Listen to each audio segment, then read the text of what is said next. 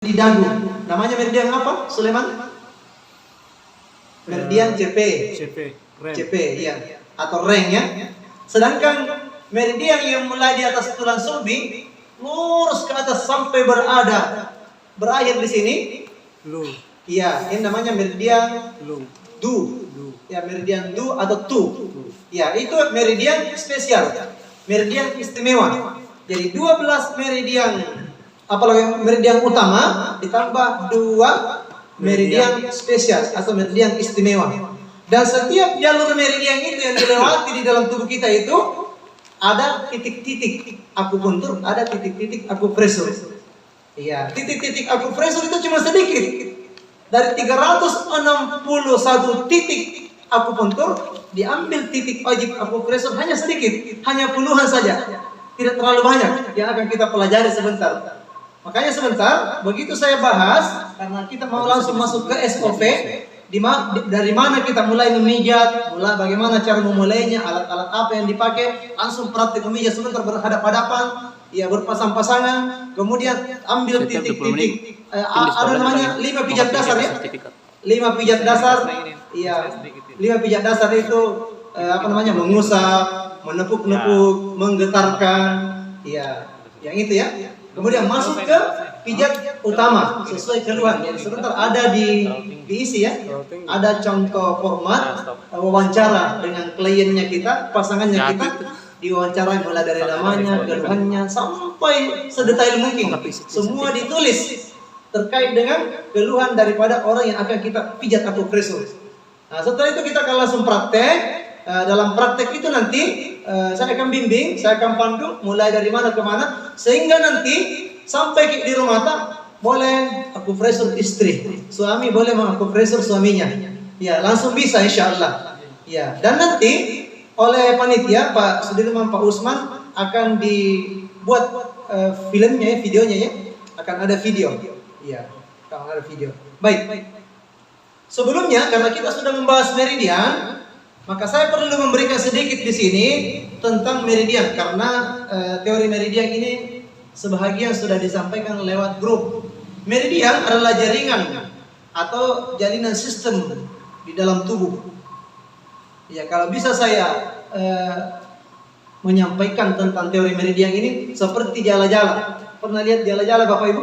Pernah. Jala-jala kalau digetarkan di sini, maka dia akan bergetar kepada sampai penjuru. 4 penjuru itu bergetar semua. Jadi sama halnya misalnya kita lagi terkena sakit ulu hati. Sakit ulu hati, maka tidak mesti di akupresur di ulu hati. This point. Tetapi bisa di akupresur ke meridian yang mengarah kepada ulu hati. Apa itu? Meridian lambung. Di mana? Contohnya misalnya di titik ST36. Iya, di titik ST41. Iya, dan 42. Iya, atau ST38. Tapi boleh di sini juga. Tetapi tidak apa-apa diambil titik jauhnya.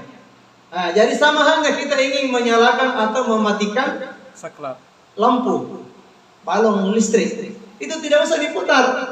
Tidak usah kita ambil tangga manjat, diputar balonnya, tidak usah. Tapi cukup saklarnya saja. Ya, maka dalam tubuh manusia itu ada saklar, ada tombol-tombol ajaib untuk mengobati berbagai macam keluhan di dalam tubuh kita ini. Maka kita punya tombol ajaib. Iya, tombol ajaib inilah yang ditekan dan ada caranya. Bagaimana caranya? Ada namanya tonifikasi, dikuatkan, ada namanya sedasi, dilemahkan. Iya, itu saja. Kalau semuanya dia lemah, berarti mau ditonifikasi, mau dikuatkan, tambah-tambah energinya. Tapi kalau dia misalnya terlalu kuat, berarti mau disedasi, dilemahkan. Karena sesuatu yang terlalu berlebih juga tidak bagus. Tapi yang kurang juga tidak bagus. Yang bagus itu adalah yang tengah-tengah, yang sedang-sedang.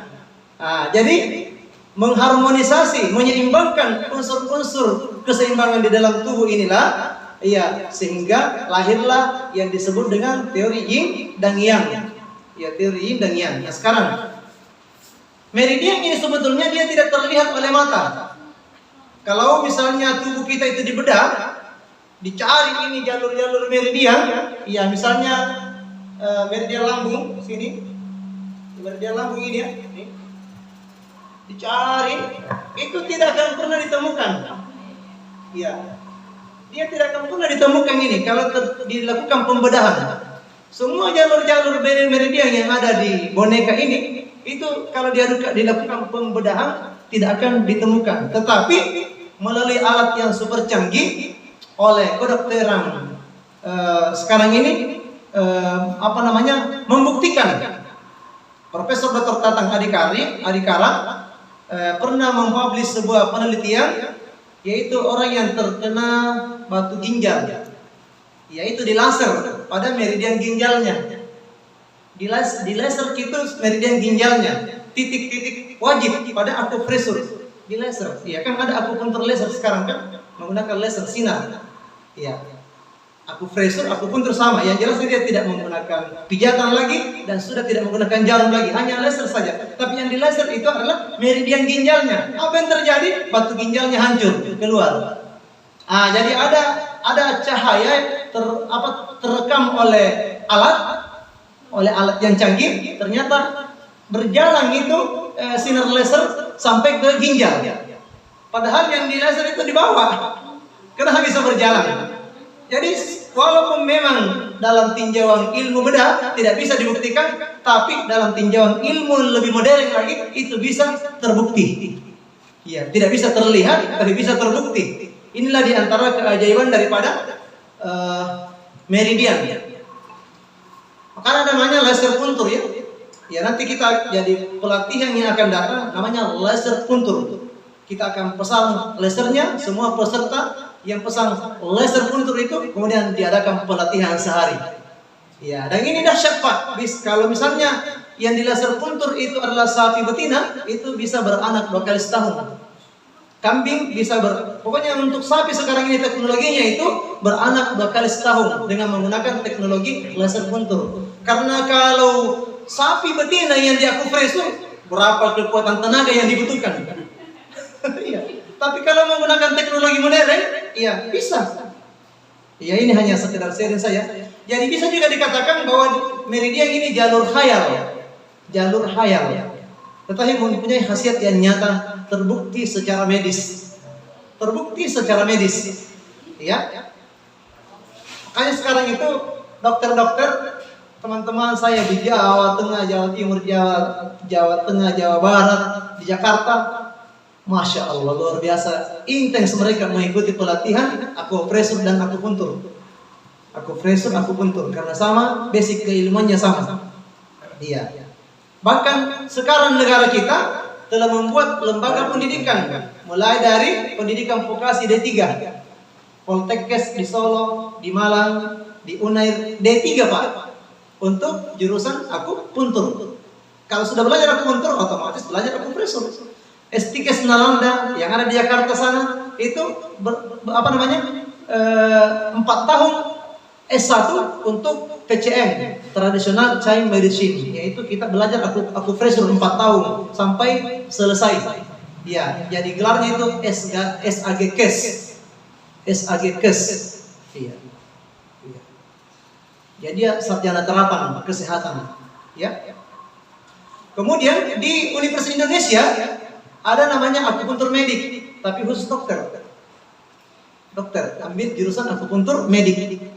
Ya, kalau yang masyarakat yang diajarkan di LKP, lembaga kursus di bawah naungan Kementerian Pendidikan dan Kebudayaan, bekerja sama dengan Kementerian Tenaga Kerja, karena sekarang LPK, LKP itu sudah menyatu sekarang. Iya, semuanya sudah dibawa koordinasi Kementerian Tenaga Kerja. Jadi tempat belajarnya itu dibuat kurikulumnya secara bersama oleh Kementerian Tenaga Kerja dengan Kementerian Pendidikan Nasional. Iya. Ini sekarang ya aturan yang baru. Ada aturan yang terbaru, peraturan presiden ya. Peraturan presiden Republik Indonesia terkait dengan masalah pengobatan tradisional. Ya, ada beberapa yang digabung. Termasuk itu lembaga kursus dan pelatihan. Itu sudah digabung sekarang. Jadi tidak ada lagi berdiri sendiri, tapi dua kementerian ini masih tetap melakukan pembinaan secara bersama-sama. Baik. Jadi kalau di masyarakat namanya akupuntur empiris yang turun temurun. Ini tidak bisa hilang ini. Ilmu pijat itu tidak bisa dihilangkan.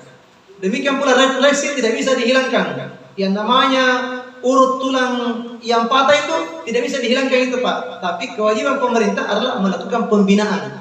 Makanya ada satu Direktorat Jenderal di Kementerian Kesehatan Republik Indonesia di Jakarta, namanya Direktorat Jenderal Pelayanan Kesehatan Tradisional. Jadi ada dirjennya ini. Ada dirjennya ini terkait dengan masalah akupresur, herbal, iya, akupuntur, demikian pula sinse, mastakaraga, iya, refleksi, ada semua. Bahkan dukun masuk di situ juga, iya. Bahkan asosiasinya dukun juga ada di situ. Iya, iya. Apa namanya? Perpudu ya? Ya, Perkumpulan Dukun Nusantara. Iya, ada dan resmi ada juga STPT-nya, surat terdaftar penyiar tradisional. Iya, sama makanya kita di akupresur jangan kalah dengan dukun. Karena mereka diakomodir oleh pemerintah. Di eranya Jokowi mereka sudah dikasih ruang. Iya. Jadi kita tidak negara demokrasi seperti itu. Semua hal-hal pengobatan yang berkembang di masyarakat dan dinilai oleh penelitian yang bermanfaat itu diakomodir oleh pemerintah. Ya, ya. Ruqyah juga sudah ada asosiasinya, ARSI. Asosiasi Ruqyah Syar'i Indonesia. Iya, ARSI. Jadi bagi yang sering meruqyah masuk di sana bergabung karena di sana ada SOP. Karena banyak peruqyah tidak mengikuti standar sesuai Al-Qur'an Sunnah. Iya, ruqyah tetapi masih gaya-gaya kayak dukun ya. Misalnya saya melihat tadi malam peruqyah, dia ruqyah bacakan Al-Fatihah 30 begini terus. Pak sambil mengaji. Tetap berdampak kepada pasiennya menggelepar, tetap ada dampaknya, tapi metodenya sesuaikah aturan agama kan dibuat sendiri. Tetap ada dampaknya karena ayat yang dijadikan media itu adalah ayat Al-Qur'an, tentu akan berdampak kalau ada gangguan non medis atau mengandung halus.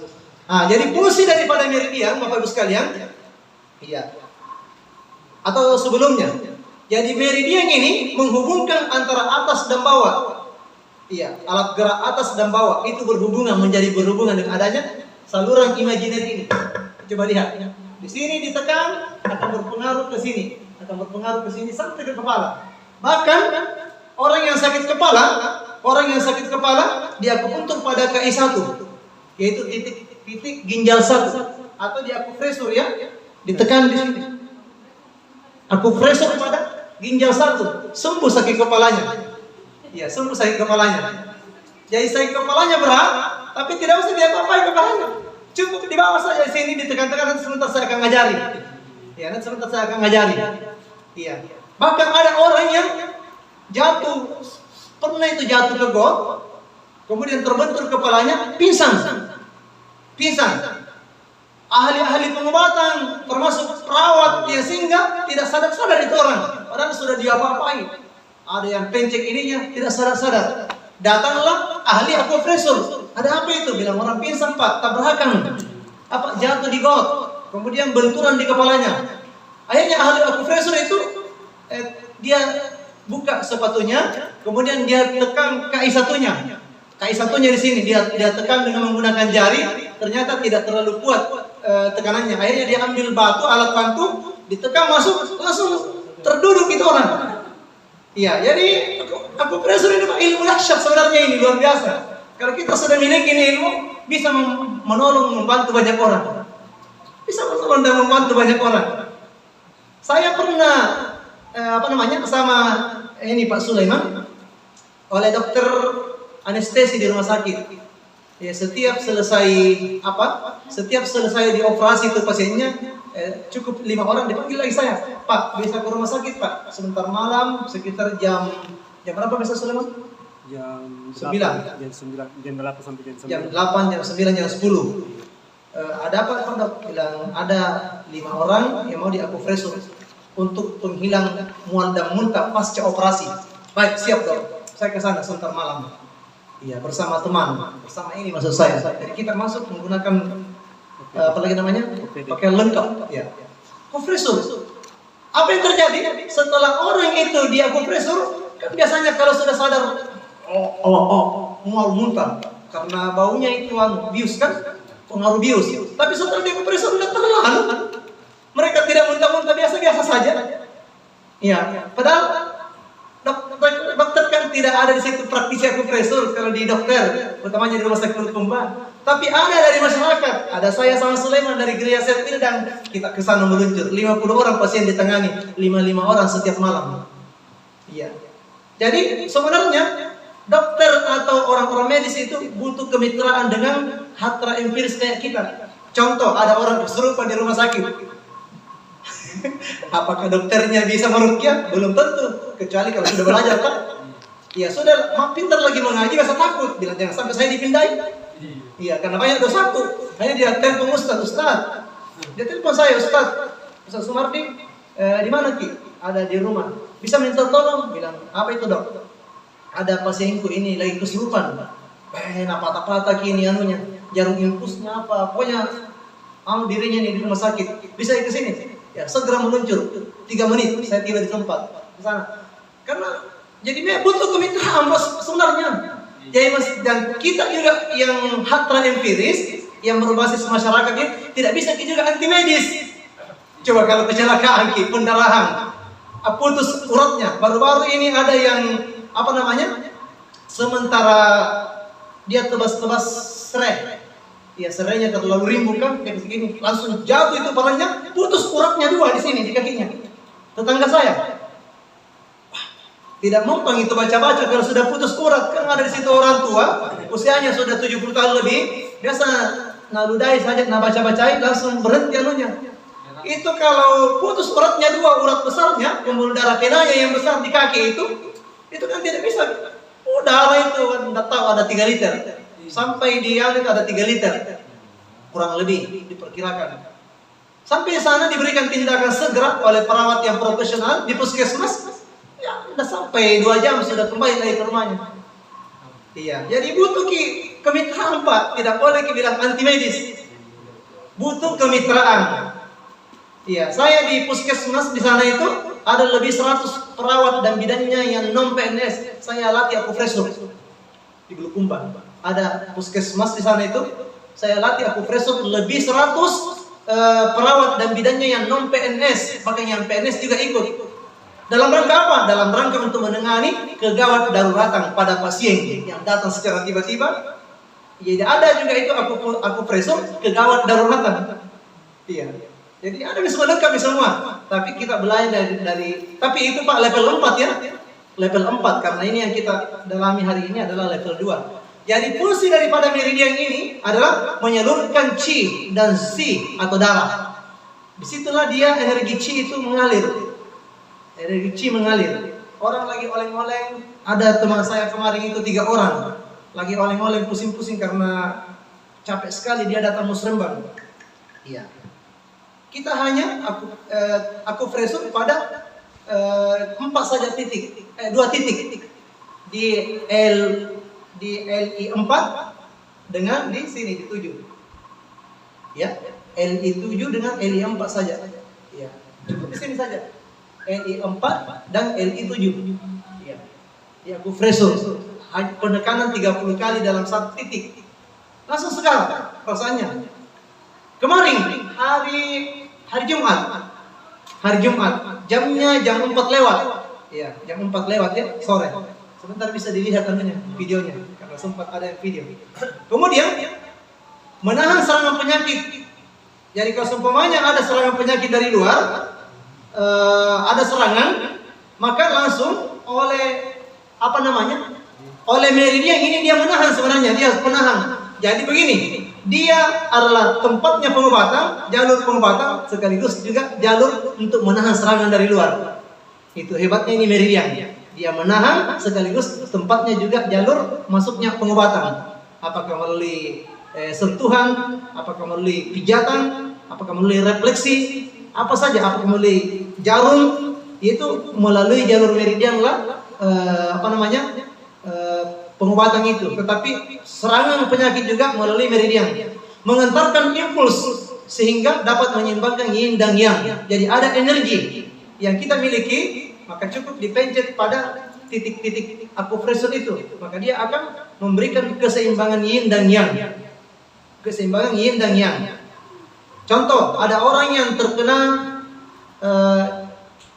dingin, tiba-tiba dingin menggigil, ya, kira-kira mau diapakan itu? Kalau yin eksesif, yin terlalu dingin, dinginnya sangat dingin, maka diapakan kira-kira? Yang. Kalau misalnya tidak mengenal akupresur, biasanya apa dipakai? Ambil air hangat, ambil selimut kan? Air hangat plus selimut. Kalau herbalis, dia ambil jahe, rebusan jahe, diminum jahenya plus madu kan? Ya kalau herbalis. Tapi kalau dia akupresuris, maka dia akan mengambil yaitu titik sanjiao, triple organism di sini, yang dua, ya. Ya, 4 jari di atas pergelangan tangan diambil di sini. Ya, gimana caranya? Penguatan itu searah dengan arah jarum jam. Penguatan searah dengan arah jarum jam. Ya, artinya caranya memutar memijat searah dengan arah jarum jam. Penguatan atau tonifikasi berapa kali? 30 kali. Ini yang pertama dilakukan kalau akupresuris. Iya, itu dulu yang pertama dilakukan. Untuk tindakan lebih dahsyat lagi, ambil yang kayak lilin itu namanya terapi moksa. Ada itu moksa kan? Moksa yang kayak lilin dia modelnya, tapi kayak pembakar raksasa. Dibakar ujungnya, kemudian dihangatkan di sini, kiri kanan. Hangatkan LU4-nya, hangatkan di sini. Iya, hangatkan di titik paru-parunya, titik 1. Iya, LU1 dihangatkan di sini, hangatkan di sini.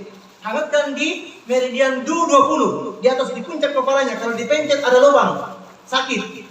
Hangatkan di situ. Langsung buka selimutnya, tidak usah lagi apa-apa. Langsung segar. Tidak perlu waktu 10 menit.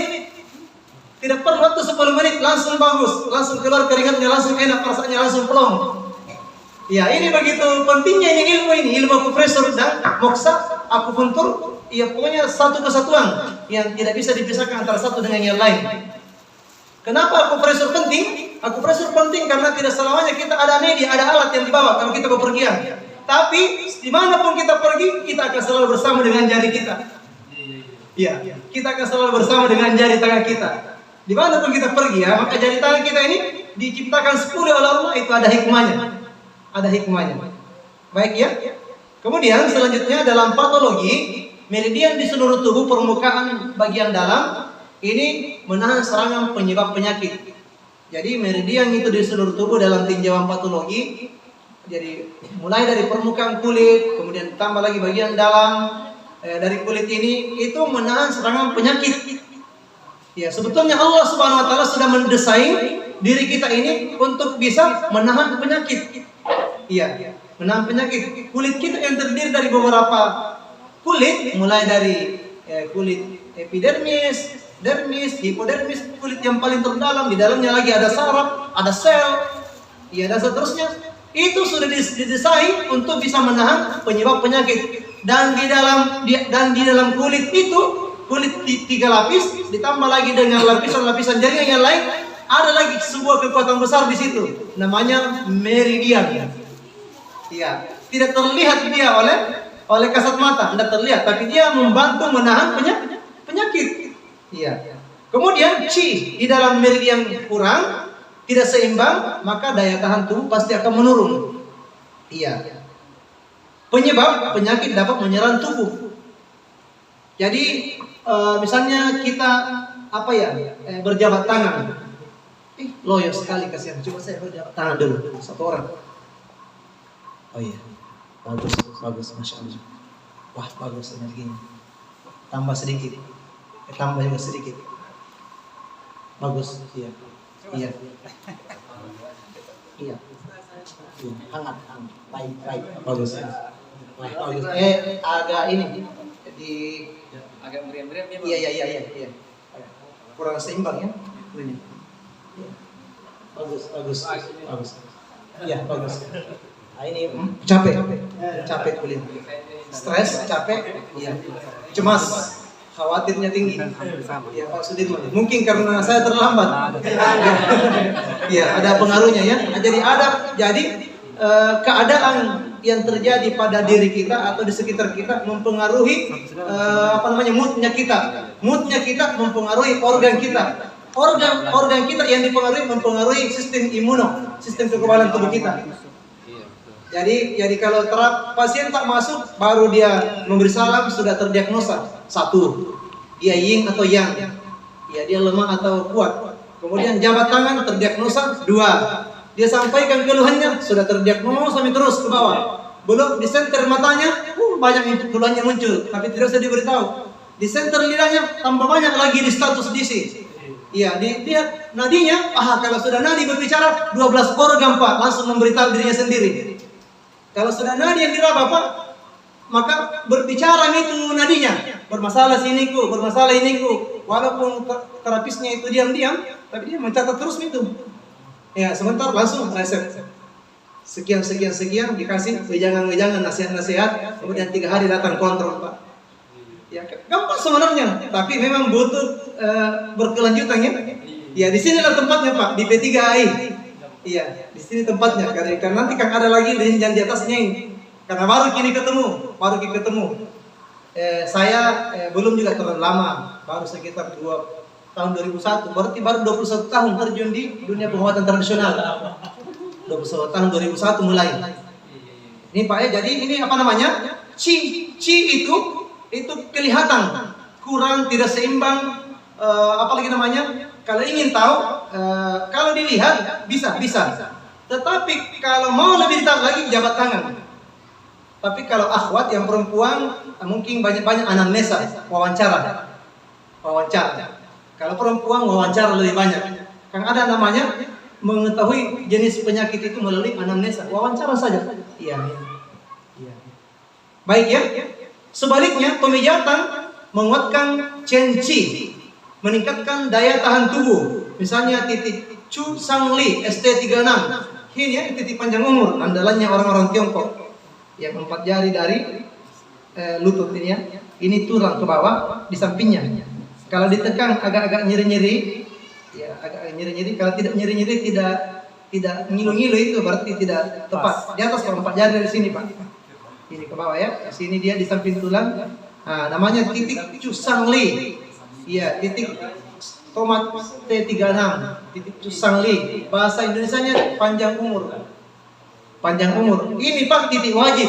Apapun keluhannya, semua orang yang datang di tempat kita, apapun keluhannya, diambil ini karena dia titik panjang umur. Begitu ditekan itu 30 kali, maka langsung terpancar energi ke seluruh tubuhnya, dari ke ujung kaki ke ujung rambut. Kalau tadinya itu pucat wajahnya dia datang, sebentar langsung agak bagus. Baru ditekan satu saja. Itu titik panjang umur atau titik Chu Sang Li. Coba lihat di gambar. Tuh, di bawah lutut. Ya, nanti ada yang sini ya. Ini. 4 jari dari sini. 4 jari dari lutut. Oke. Kemudian meridian merupakan jalur perjalanan penyakit. Ada namanya PPL. Tidak pernah dibahas di grup ya? Iya, makanya PPL ini perjalanan penyakit dari luar. Iya, dari permukaan ke bagian dalam. Dia dari luar permukaan kemudian masuk ke bagian dalam. PPL Piao atau daerah permukaan. Lalu dari situ karena sudah tidak mempan lagi untuk menahan, akhirnya dia masuk ke dalam tubuh. Melewati meridian tersebut. Lalu dia menjalar melalui meridian, masuk aja ke organ dalam. Dia masuk aja ke organ dalam, ke ginjal, ke limpa, ke lambung, ke usus, ke jantung, ke paru-paru. Jadi tidak langsung terkena paru-paru, jantung, ginjal, limpa, hati, empedu, usus tidak langsung kena sebenarnya. Kalau dalam teori PPL, perjalanan penyakit dari luar, tetapi dia bertahap dan berangsur baru bisa masuk. Penyakit dalam dimanifestasikan keluar melalui meridian. Misalnya penyakit kang hati, gejala nyeri di bagian perut kanan atas, kemudian api kan terlalu membara, akhirnya mata bengkak dan merah, disenter matanya, kemudian temperamen dari sisi emosinya, temperamen matanya agak memerah, tambah sakit di sini, moodnya tidak bagus, selalu gelisah, berarti kemungkinan livernya yang diserang, sudah masuk ke liver. Iya, sudah masuk ke livernya. Baik, penyakit Chang-Fu. Iya, perjalanan penyakit antara Chang-Fu melalui meridian penyakit dari Chang-Fu yang berhubungan dengan Fiao dan Li atau luar dan dalamnya. Fiao luar, dalam. Iya. Kemudian misalnya batuk sesak yang merupakan penyakit dari paru-paru dapat menyebabkan timbul gejala konstipasi, gejala dari usus besar. Jadi begini Bapak Ibu sekalian, kan tadi ada berpasang-pasangan paru-paru dengan usus besar, jantung dengan usus kecil, liver dengan kantung empedu, lambung limpa, ginjal kantung kemih. Ya, semuanya berpasang-pasangan. Paru-paru sesak. Iya. Tapi ternyata kok tiba-tiba susah buang air besar juga. Apa hubungannya paru-paru sesak terus susah buang air besar? Ada hubungan kalau teori meridian yang dibahas. Iya, teori meridian yang dibahas ada hubungannya. Ada keterkaitan. Makanya ada namanya hubungan ibu dan anak. Kalau ibunya sakit, anaknya juga menderita. Kalau anaknya sakit, ibunya juga menderita. Ada saling ketergantungan. Jadi antara ibu dan anak itu hati dengan empedu. Empedu ini hanya melengket di hati. Jadi kalau hati bermasalah, maka otomatis anak juga bermasalah. Empedunya sebagai anak, ibunya bermasalah. Iya. Jadi dia ibu. Ada organ ibu, ada organ anak. Kalau ibu bermasalah, pasti masalahnya akan terbawa ke anak juga. Iya. Maka sama halnya ketika lambung bermasalah. Lambung bermasalah, maka masalah lambung ini akan membawa juga masalah ke limpa. Karena limpa dan lambung satu kesatuan yang tidak boleh terpisahkan. Apa-apa yang sudah dicerna oleh lambung dari makanan ini dicerna sampai sehancur mungkin, lalu diproses oleh usus halus. Tapi cairan-cairan gizinya itu, iya, nutrisinya, kandungan senyawanya daripada makanan ini diserap oleh limpa. Limpa lah yang mendistribusi unsur-unsur nutrisi dari makanan ke seluruh tubuh. Jadi kalau dari lambung sudah bermasalah, otomatis endingnya nanti bermasalah juga limpanya. Iya. Jadi organ-organ itu adalah satu kesatuan antara satu dengan yang lain, saling terkait, saling berhubungan, saling memerlukan, tidak boleh berkesendirian. Iya. Sama halnya ada di sini ya, gelisah dan sariawan merupakan penyakit dari sin jantung, dapat mengakibatkan timbul nyeri pada saluran kencing yang disertai dengan kencing darah. Ya, misalnya gelisah ya, sariawan. Ini adalah sebenarnya penyakit dari sin jantung. Jantungnya terlalu tinggi apinya. Api jantung terlalu nyala. Ya, api jantung terlalu nyala akhirnya menimbulkan gelisah, cemas, susah tidur, insomnia kalau dalam bahasa medis. Ya. Perasaan cemas disertai jantung berdebar-debar, banyak mimpinya terbolak-balik, mimpi buruk, akhirnya sebentar-sebentar terbangun. Itu biasanya karena sin jantung bermasalah. Jantung bermasalah. Iya. Tapi kok bisa sampai nyeri pada saluran kencing disertai dengan kencing darah? Kenapa bisa seperti itu? Karena api jantung nyala, maka dia kalau api sedang menyala, maka dia membakar. Dia membakar yang di atas sedang yang di bawahnya. Akhirnya energi air cairan dalam tubuh itu habis terkuras, diserap oleh yang jantung yang terlalu ekses, terlalu berlebih. Iya, akhirnya menimbulkan juga masalah di perut. Iya, kadang juga konstipasi, susah timbul nyeri dan kencing darah, efek. Makanya butuh keseimbangan. Kemudian meridian tangan yin ya, ini ya. Iya. Ini ada 6 ya. Ada 6 meridian di tangan. Kalau bagian belakang ini usus kecil. Baik, ini lebih gampang. usus kecil. Kemudian ini triple organizer atau SJ ya, Sanjiao. Sanjiao, triple organizer, bisa juga triple manas, biasa juga disebut dengan SJ, Sanjiao. Ini dia. Kemudian di sini LI. LI ini usus ya, well intestine. Usus dari sini, ujung jari telunjuk, terus naik ke sini. Ke hidung. Ya, oke. Ini namanya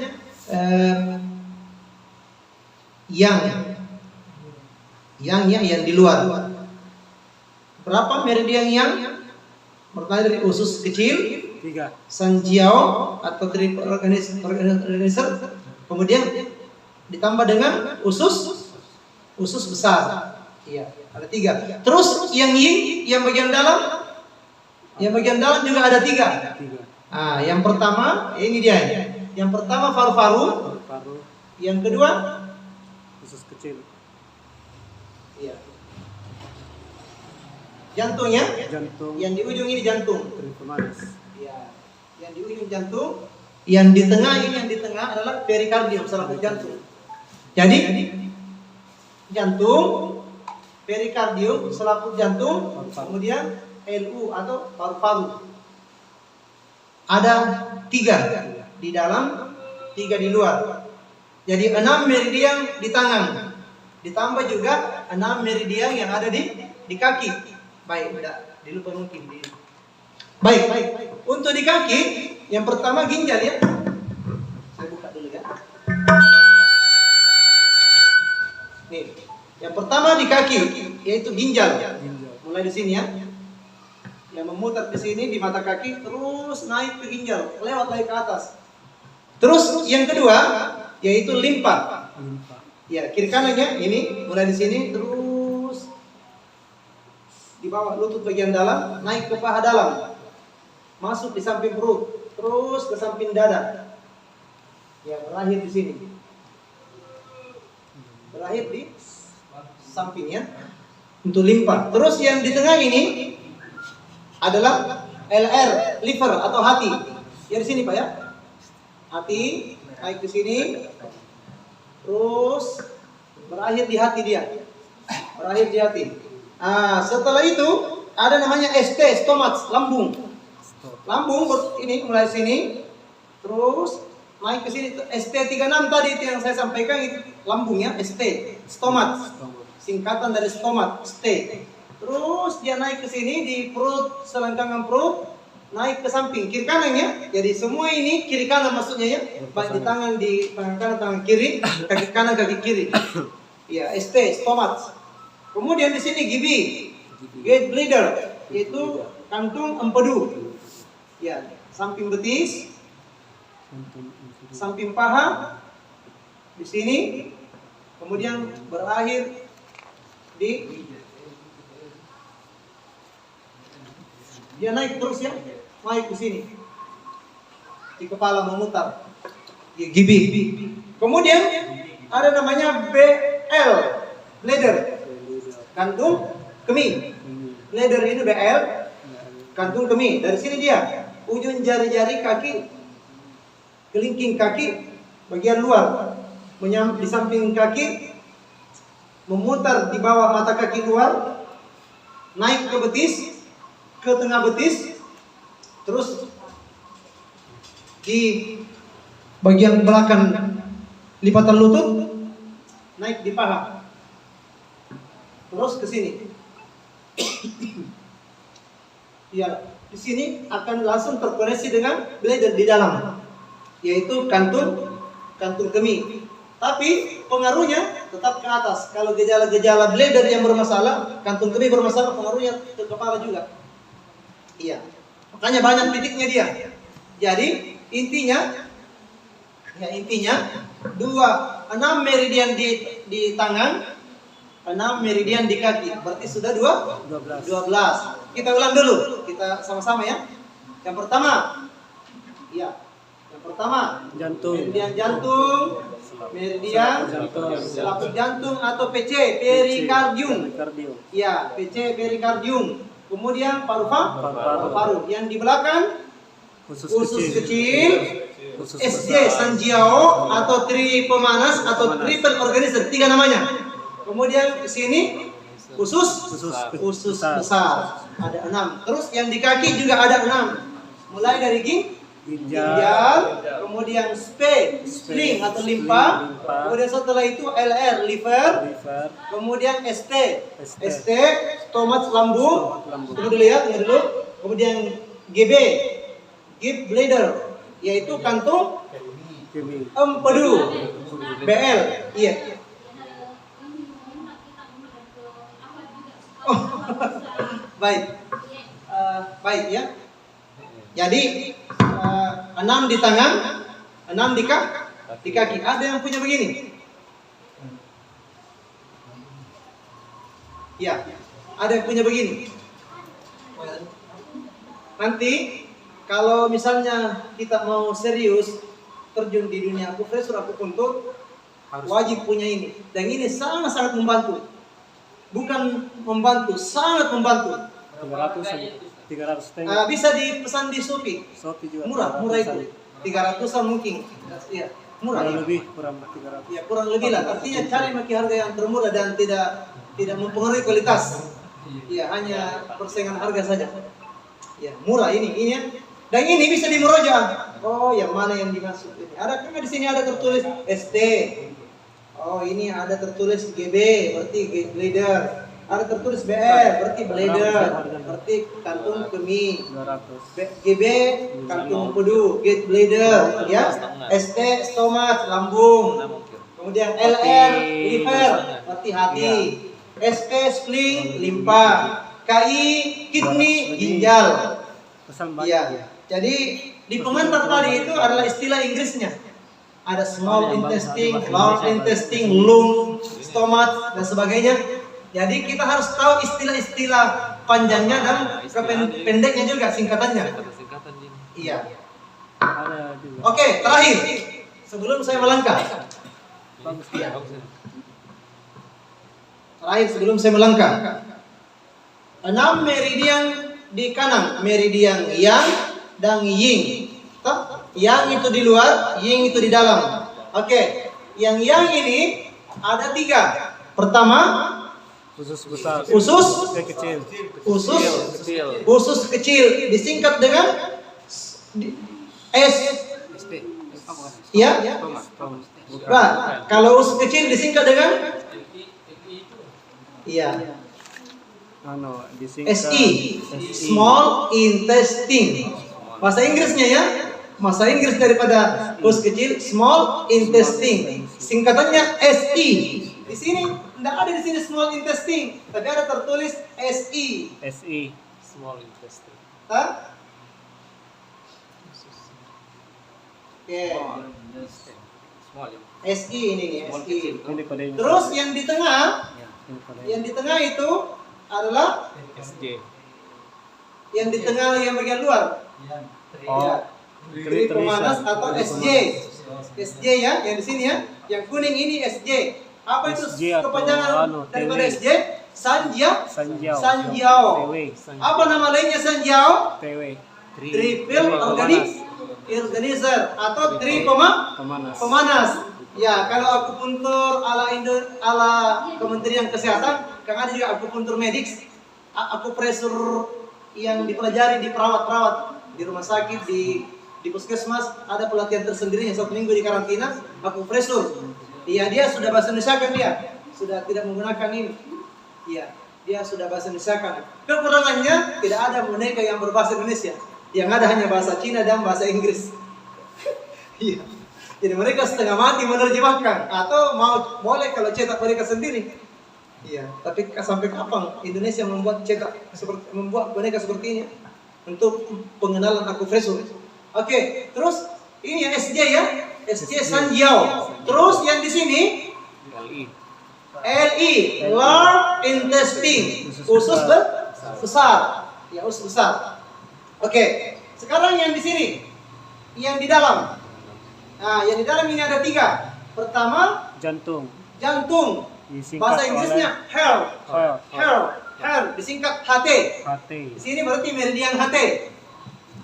Mau dikatakan meridian jantung, mau dikatakan meridian heart, mau dikatakan apa lagi namanya? Meridian HT, yang apapun namanya, HT, heart, jantung sama ji maksudnya. Kemudian di sini PC, perikardium, bahasa Indonesia selaput jantung. Kalau aku pressure medis itu yang dipelajari 1 minggu 7 hari 7 malam itu namanya selaput jantung, dia bilang selaput jantung SJ, dia buat istilah sendiri. Ya. Kemudian di sini, paru-paru. Yang di sini. Paru-paru bahasa Inggrisnya lung, dibaca lung. Tapi singkatannya LU singkatannya. Oke. 6 di sini. Oke, yang terakhir di kaki. Ginjal. Yang pertama ginjal. Bahasa Inggrisnya kidney, disingkat KI. Mulai di sini dia titik satunya ya. Iya, bukan titik satu soalnya sini ya. Ini titik terakhirnya sebenarnya ya. Titik terakhir dari ginjal di bawah. Oke, kemudian ini yang mulai di mata kaki di ibu jari kaki bagian dalam. Namanya titik SP. Di sini tertulis SP. Kepanjangannya spleen. Bahasa Indonesianya adalah limpa. Ya, sini. Limpa. Kemudian di sampingnya ada titik LR. Liver.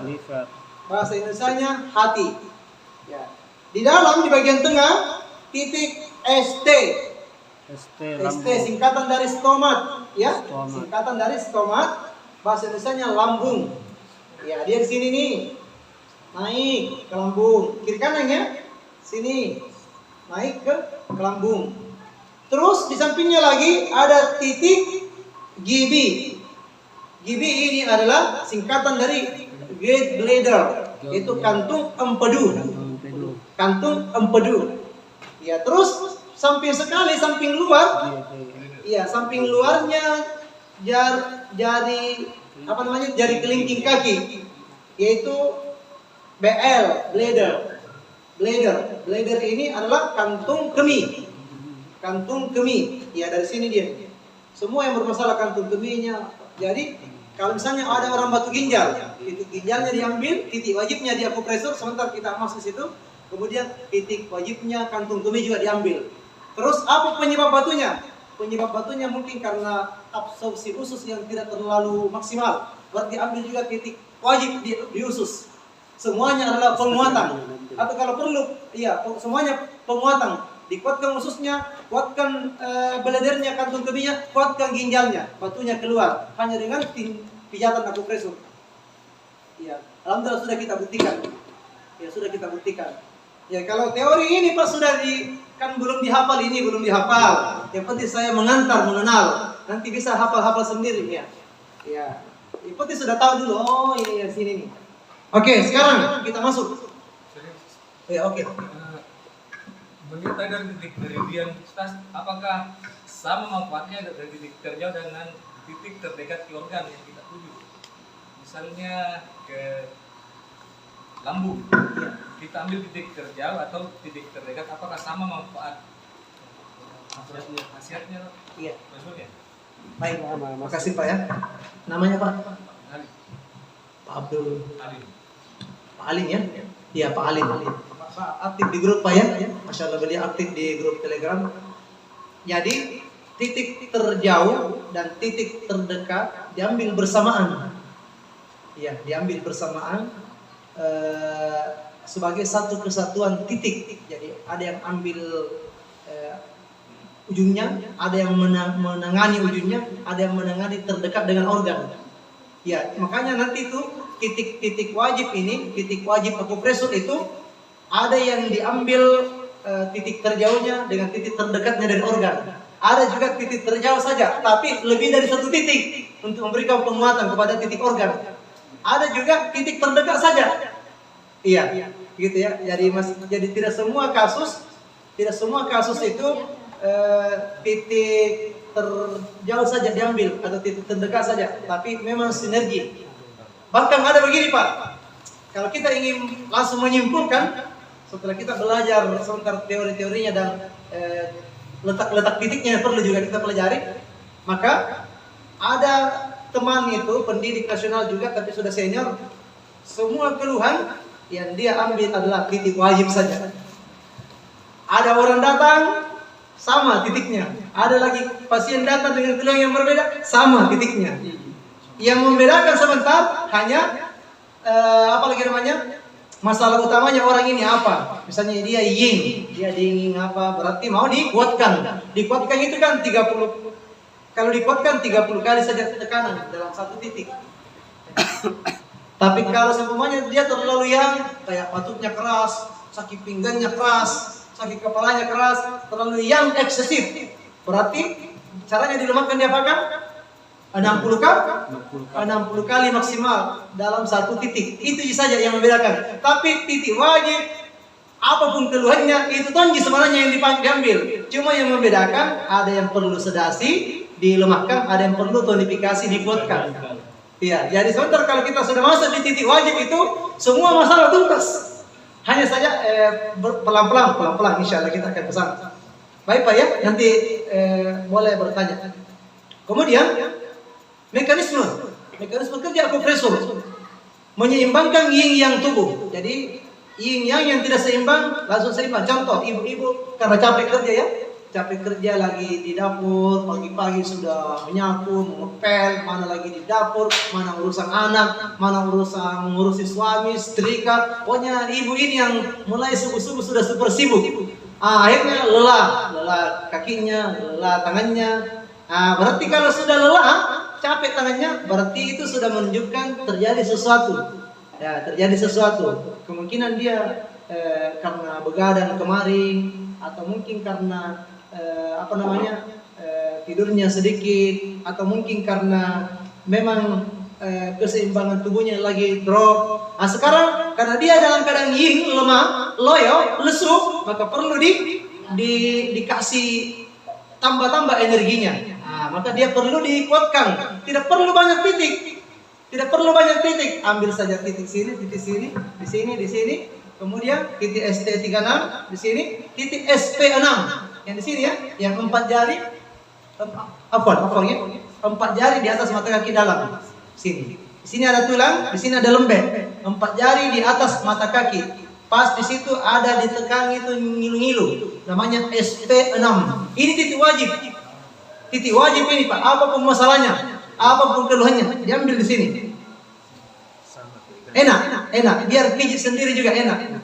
Iya, enak ya. Dinikmati. Iya, diambil saja itu, langsung kayak plong, langsung kembali lagi semangatnya ini ibu-ibu ini, pokoknya gercep. Gerak cepat, ya toh? Langsung kayak gimana ya, kayak sudah dicas. Ya, kayak sudah dicas. Padahal hanya beberapa titik yang diambil, tidak usah banyak-banyak titik. Ya, kasih tahu saja suami. Abi, tolong dipencet dulu ini. Ya, di sini lagi, minta tolong di sini. Cukup 8 sebenarnya. 8 titik itu cukup untuk pagi-pagi kalau orang mau semangat. Ya, mau apalagi namanya itu energinya bertambah sampai beberapa kali lipat. Iya. Oke ya. Jadi dia langsung menyeimbangkan dengan cara menambah apa yang kurang materi dasar, dan apalagi kemungkinan akan selalu berkurang jika kondisi tubuh tidak seimbang. Mengeluarkan apa yang berlebih adalah patogen, harus dikeluarkan. Banyak dahaknya keluarkan, banyak anginnya dikeluarkan. Ada misalnya sembelit, susah BAB, ada akupresurnya supaya lancar BAB-nya, keluarkan semua. Sehingga terjadi keseimbangan, melancarkan energi chi. Jadi kadang-kadang itu Bapak Ibu sekalian, pada saat orang di akupresur, ya ini juga kelelahan ini karena begadang tadi malam ya bikin materi. Karena tadi malam kita bikin materinya sampai dini hari kayaknya. Sini ya. Di sini Pak, tolong dilihat ya Bapak Ibu. Di sini pada saat ditekan ini titik LI4, Large Intestine atau usus besar 4, ada biji-biji. Kalau ada biji-biji, ini tidak ada biji-biji, tetapi kentara sekali bahwa dia lelah, capek dan sumbatan metabolisme tubuh. Nah ini. Kalau di sini dipijit terus ada biji-biji, berarti ada sumbatan energi namanya. Sumbatan energi, sumbatan chi. Ya, sumbatan chi. Ini tidak ditemukan di ilmu kedokteran dan tidak bisa diteliti. Kalau di ronsen tidak ada didapat di situ. Kalau di ronsen, tapi orang merasakan biji-biji di situ. Orang merasakan biji-biji kayak ada biji-biji kecil sekali kayak beras-beras begitu. Dan kalau itu dipijit enak, langsung plong, perasaannya langsung dari. Aku lihat ya. Tadi kan ini loyo capek apa? Memang tadi juga berapa kali singgah. Cari toilet. Berapa gelas, berapa botol tadi habis air. Perjalanan. Ah ini. Ada sumbatannya. Ini ada biji-biji. Di sini ya saya dapat ya, bukan di atas. Nih biji-biji. Ini tidak usah 30 kali kalau hanya sekedar menyegarkan. 7 kali, 15 kali juga cocok. Kalau bukan di pengobatan sekedar menyegarkan saja, merangsang untuk lebih segarnya energi chi-nya. Ya, ini coba. Oke? Agak bagus tuh, supaya tidak tidur.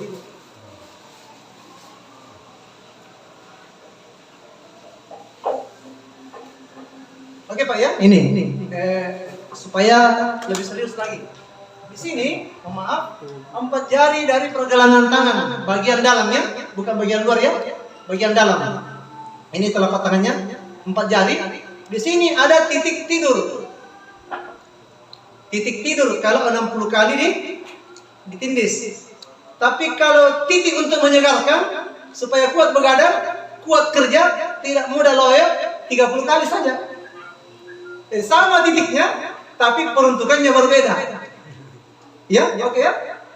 Ya, sama titiknya. Satu untuk memberikan semangat, satu untuk menidurkan, merelaksasi pikirannya. Iya. Ada 60 kali, ada 30 kali. Kalau hanya sekedar menyegarkan, biar hanya 10 kali begini. Tindis-tindis saja sini. Nih. Untuk menyegarkan. Iya. Ini titik apa tadi? Yang di tengah itu PC. PC itu perikard, bahasa Indonesianya selaput jantung. Sini Pak. Jadi kalau ada orang yang terkena insomnia, 60 kali tindis di sini. Iya. Lemahkan. Berlawanan dengan arah jarum jam. Jadi berarti begini ya. Jangan begini. Berarti bukan orang mau ditidurkan itu, tambah tidak bisa tidur. Kalau dia susah tidur, berarti mau ditidurkan. Mau ditidurkan berarti dilemahkan. Untuk dilemahkan itu berlawanan dengan arah jarum jam cara putarnya. Kalau dikuatkan berarti searah dengan arah jarum jam. Jangan karena orang kan susah tidur. Makanya ada orang salah akupresur di Jawa. Kenapa saya ambil titik akupresur untuk titik insomnia? Kenapa tambah susah tidur? Biasa ada yang tidurnya setengah jam, ini sampai pagi sudah tidak tidur. Bila Anda putar bagaimana? Searah dengan arah jarum jam. Astagfirullah. Terbalik caranya ini. Dan ini tidak bisa dibuktikan Pak. Belum bisa dibuktikan secara ilmiah ini. Kenapa bisa kalau dibalik lain hasilnya? Kalau dibalik lain hasilnya. Iya. Sampai sekarang masih diteliti. Ya, masih diteliti. Tapi yang jelasnya dia menggunakan gravitasi bumi. Ya. Gravitasi bumi. Kenapa jatuhnya ke bawah, tidak jatuhnya ke atas? Padahal seharusnya ini kan bumi ini kan bulat. Ya, kita berada di bawah di sini kan? Ya. Sebenarnya kan bumi ini bulat kayak bola. Indonesia itu ada di bawah sebenarnya.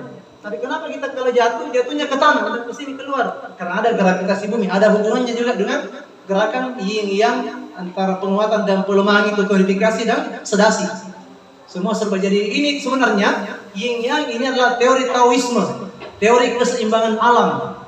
Ya, dia adalah merupakan filosofi dahsyat yang ditemukan oleh orang terdahulu, sangat luar biasa sekali. Baik dibawa dalam ilmu silat, dibawa juga dalam ilmu kesehatan, dibawa juga dalam kehidupan. Semua masuk. Kalau yin dan yang itu masuk semua. Iya. Bahkan ada sekarang itu istilah mendesain rumah dengan teori yin dan yang. Jadi ibu-ibu kalau mau sehat semua, mulai suami sehat, anak-anak tak sehat, semua orang yang di rumah itu sehat semua, maka desain di rumah tak dengan yin dan yang.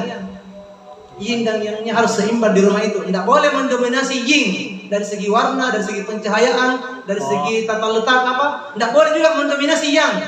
Kalau terlalu mendominasi yang, semuanya itu koro-koro ini dalam satu rumah. Kalau mendominasi yin, sakit-sakitan.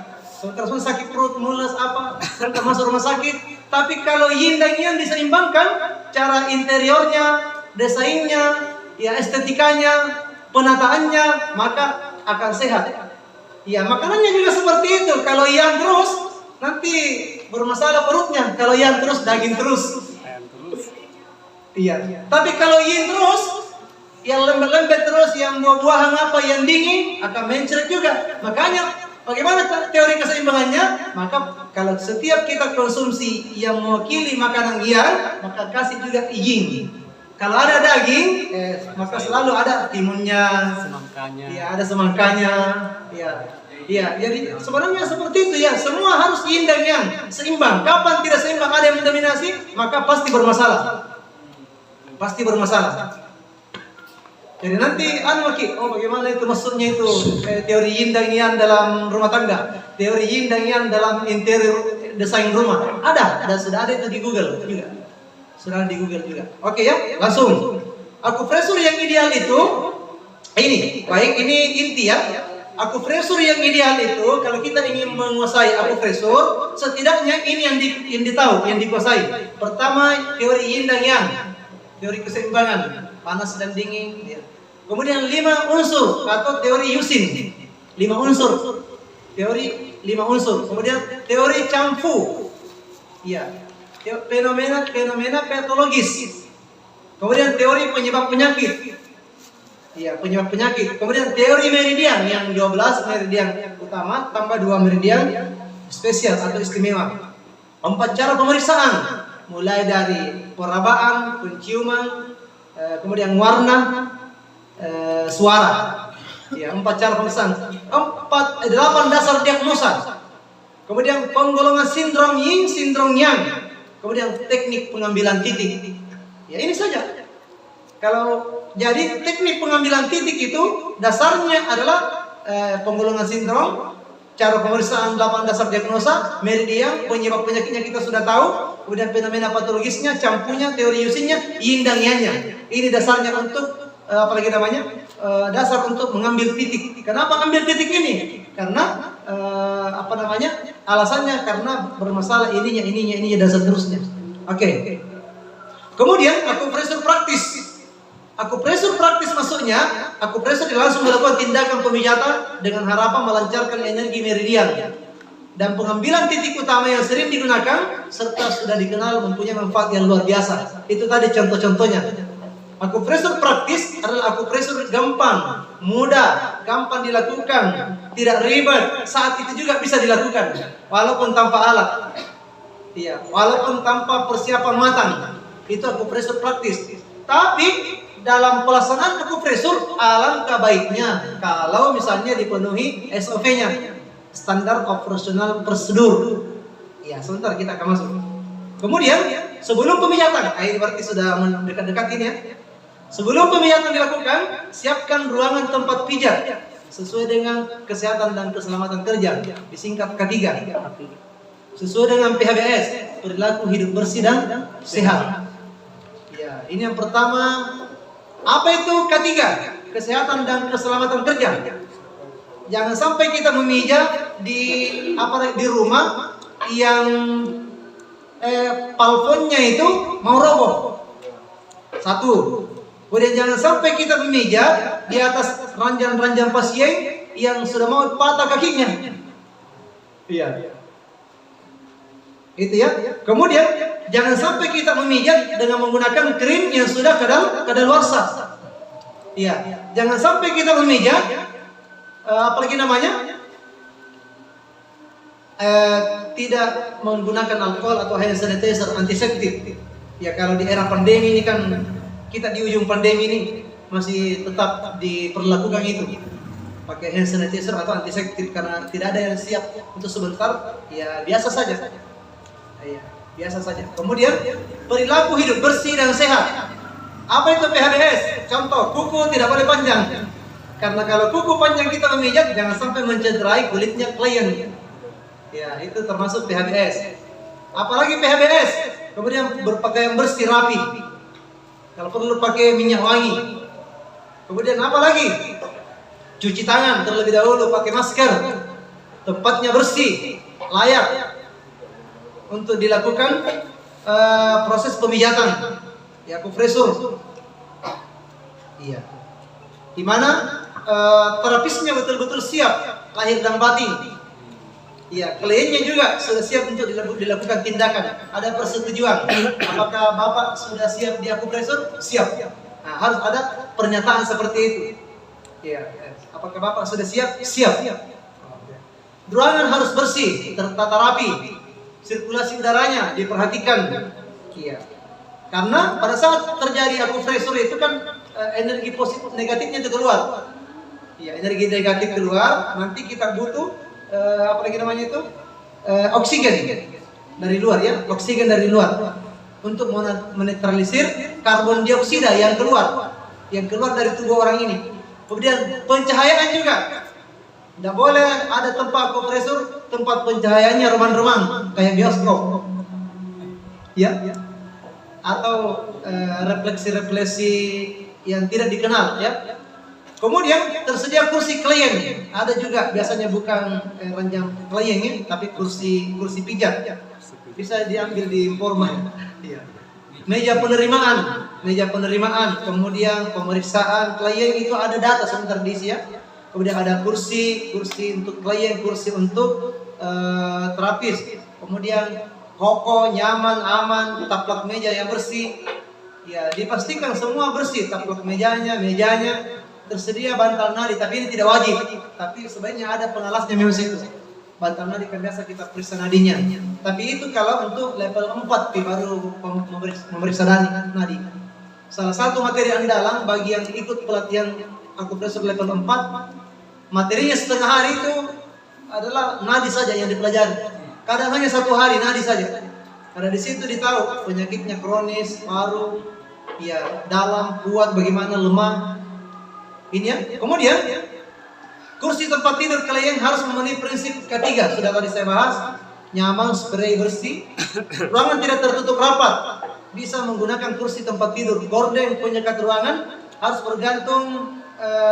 bergantungnya tidak boleh nyampe ke lantai. Ada batasannya. Biasanya 50 cm, tapi ini fleksibel. Bisa menggunakan tikar. Jadi kalau yang belum ada alat-alatnya itu, ya kita sebentar belum ada alat-alat di sini. Nah, ini bukan rumah sehat, bukan gereja sehat, bukan klinik ya, rumah Quran. Berarti sebentar kalau kita melakukan pemijatan, ya menggunakan lantai saja, kursi lantai. Apa namanya? Tikar lantai atau karpet yang sekarang. Kemudian bisa juga menggunakan matras dan lain-lain. Yang jelasnya kalau bisa ada alas. Iya. Kemudian siapkan file data klien. Jadi sudah diambil datanya, diwawancara ya, pemulai dari biodatanya, alamatnya, nomor HP-nya, keluhannya, kondisinya di acara atau pucat, semuanya direkam, dicatat di lembar data klien itu. Kalau di kedokteran namanya status. Jadi kita juga di penguatan tradisional itu namanya status juga, tapi namanya lembar data klien. Iya. Kemudian ada krim pijat. Ada yang bertanya di grup, boleh menggunakan minyak zaitun? Jawabannya boleh. Hanya kalau krim pijat itu enak rasanya. Kalau minyak zaitun itu hambar, lain rasanya. Tapi masya Allah luar biasa. Siapa di sini yang rutin menggunakan minyak zaitun kalau dipijat? Atau pakai masker bunda? Pakai masker minyak zaitun, lulur ya. Terapis pijat dan menggunakan zaitun. Masya Allah, masya Allah, tabarakallah. Semoga tambah berkah ya. Iya. Jadi kemarin ada mantan kepala desa datang pagi-pagi ke rumah saya jam 8. Di sini ada benjolan sebenarnya sini ya. Ada benjolan sudah sebesar kemiri. Tahu kemiri Pak ya? Terus dia lihat di YouTube saya di Sumardi Sehari Official. Di Sumardi di YouTube itu saya pernah bahas beliau editornya manfaat minyak zaitun. Terus dia nonton itu, terus dia datang ke rumah kemarin ada keperluan sekaligus menyampaikan testimoni. Ustaz, benjolan saya sudah hilang berkat minyak zaitun. Bilang, siapa yang kasih tahu Ki? Bilang di YouTube saya lihat. Di mana? Bilang itu dia nota yang manfaat minyak zaitun di Sumardi Sehari official. Jadi kalau seumpamanya minyak zaitun digunakan untuk pijat itu bagus sebenarnya. Tapi nanti kombinasi dengan krimnya, krim pijat. Karena kalau yang bagian bawah itu tangan bagus kalau zaitun. Tapi kalau bagian-bagian sini itu ya bagus kalau yang ada krim supaya harum ya, harum rasanya. Tapi boleh menggunakan zaitun. Saya juga menggunakan zaitun. Sedikit sekali saya menggunakan. Tapi kalau mau kita nanti ikut uji kompetensi, jangan kita menggunakan zaitun. Karena dari sisi aromanya, estetikanya, ya boleh disiapkan. Ya boleh disiapkan. Kalau pengujinya nanti bertanya, kenapa ada minyak zaitun ini Bapak Ibu? Kita katakan biasanya terapisnya minta dipijat menggunakan zaitun, tapi krim untuk hari ini ya saya menggunakan krim. Begitu saja. Kita siapkan di tempat praktek kita zaitun. Tapi kalau misalnya kliennya maunya dipijat dengan menggunakan krim pijat, boleh silakan. Seperti yang dipakai di di tempat-tempat refleksi pada umumnya. Kayak di refleksi di bandara itu menggunakan pijat. Tapi ada juga zaitun itu yang sudah bagus aromanya, yaitu Mustika Ratu Martati Lahar ya. Nah, itu sudah dikasih parfum itu, minyak zaitun plus parfum. Nah, itu dia tidak bisa diminum. Sudah tidak boleh diminum lagi. Tapi kalau minyak zaitun yang extra virgin bisa dijadikan minyak urut pijat, bisa diminum juga. Iya. Oke. Baskom berisi air, diberi larutan disinfektan. Biasanya itu baskom itu air hangat baru direndam kaki. Ya, direndam kaki beberapa menit, ya 1, 2, 3 menit dalam rangka untuk memberikan penghangatan terhadap seluruh tubuh. Jadi karena begini, kaki adalah tubuh keduanya kita. Kaki itu adalah tubuh keduanya manusia. Masalah di tubuh cukup atasi di kaki saja, tidak usah di tubuh. Karena kaki itu sudah tergambar tubuh manusia. Ini kepala, ini leher, ini dada kiri, sini dada kanan, kemudian di sini ada mata, sini ada kepala bagian atasnya, kemudian di sini ada paru-paru, ada semua di sini organ. Jadi itu yang saya bilang tadi, bahwa untuk menyalakan dan mematikan lampu tidak usah diputar balonnya, cukup saklarnya saja yang dipencet. Di sini ada titik-titik tombol ajaib, namanya titik-titik saklar ya dalam tubuh manusia. Karena akupresur dan refleksi itu